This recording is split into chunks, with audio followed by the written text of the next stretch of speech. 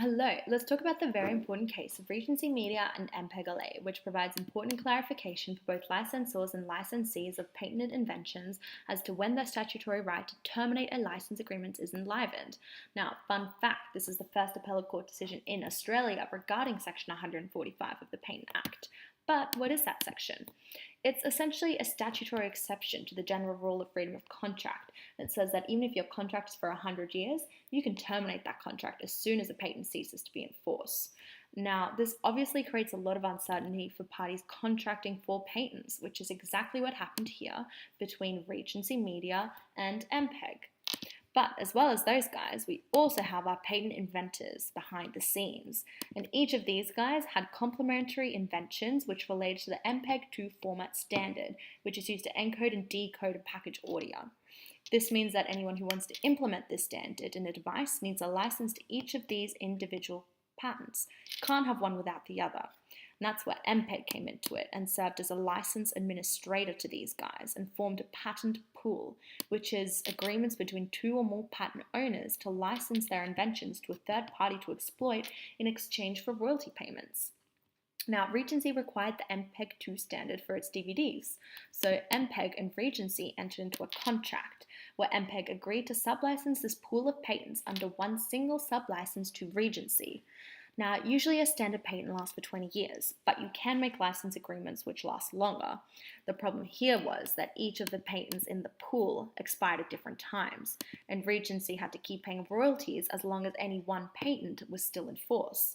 But in 2012, 3 years before the contract expired, Regency was like, no, I'm not going to keep paying royalties on patents that aren't in force, so it gave 3 months written warning and tried to terminate the license under Section 145. Now, MPEG obviously wasn't happy, and that's why they ended up in court. Now, the main question for the court was, is it possible to terminate the contract when the patent for a single invention has expired when the agreement relates to lots of other patents for inventions which haven't yet expired? And because Section 145 says termination is valid after a patent invention isn't in force, everyone was arguing over what it actually means in light of the contract and the Patent Act. Now, MPEG said that a patented invention should be defined the way it was in the contract, which would mean pertaining to all of the patents necessary to the standard, and that it means plural. Regency's argument was that each patent related to a separate patented invention, and the right to terminate arose upon the expiry of any Australian patent. Also, a patented invention should be defined according to the Patents Act. Now, the full court ultimately said Regency was right, and that a patented invention is defined consistently in the way the terms are used throughout the Patents Act.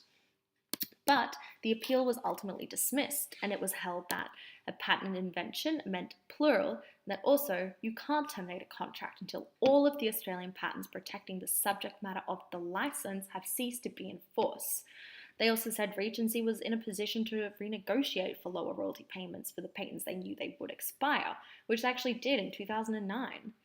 On a side note, they also said they don't have jurisdiction over foreign patents, which were also in that patent pool.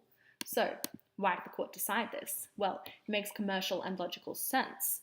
If the termination were valid, it would create uncertainty because a licensor could terminate a license early, but a licensee who wants to continue exploiting the remaining license patents would have to negotiate a new license for those expired ones or face infringement proceedings. It's unfair for both the licensor, the licensee, and the inventors, who are all uncertain, stuck, and unable to profit, and also creates a high commercial burden, and parties who want to negotiate for a patent pool would have to enter into multiple individual contracts or face the uncertainties and possible damage caused when a single patent expires within that pool. So, what have we learned? You can't terminate a contract until all of the patents are expired. Patent invention is defined in accordance with the Patent Act, not according to your contract. You have to make sure you draft your contract correctly to renegotiate royalty payments. Federal court doesn't have jurisdiction over foreign patents, and never dog the law, it'll go down poorly.